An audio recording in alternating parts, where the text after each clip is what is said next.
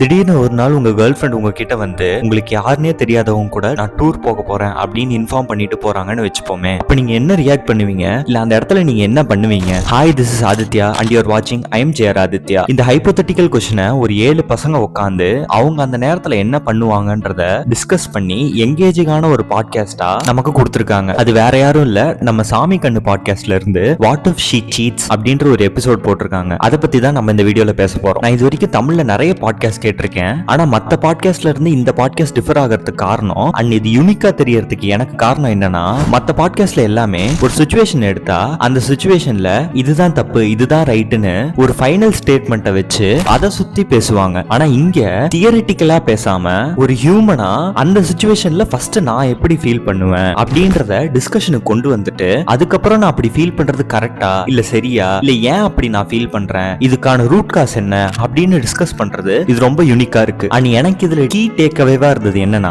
நம்ம எதிரில இருக்கவங்க என்ன ஐடியாலஜில வேணா இருக்கலாம், ஆனா நம்ம இப்பெல்லாம் ஒருத்தங்க அவங்க எமோஷன்ஸை எக்ஸ்பிரஸ் பண்ண வரதுக்கு முன்னாடியே அவங்களோட ஐடியாலஜி வச்சோ இல்ல அவங்க பாஸ்ட் பிஹேவியர் வச்சோ ஜட்ஜ் பண்ணி அவங்கள சொல்லவே விட மாட்டோம். இந்த சொல்ல விடாம பண்றதுனால என்ன ஆகுதுன்னா, அவங்க ஃபீல் பண்ற எமோஷன்ஸ் கரெக்டா தப்பானே அவங்களுக்கு தெரியாம போயிடும். அதை டிஸ்கஷனுக்கு கொண்டு வந்தாதான் நம்ம அது கரெக்டா தப்பான்றதே பேசி எவாலுவேட் பண்ண முடியும். சோ நீங்க ஒருவேளை பாட்காஸ்ட் கேட்கிற நபரா இருந்தா இந்த பாட்காஸ்ட் எபிசோட ட்ரை பண்ணி பாருங்க. Thanks for making this podcast.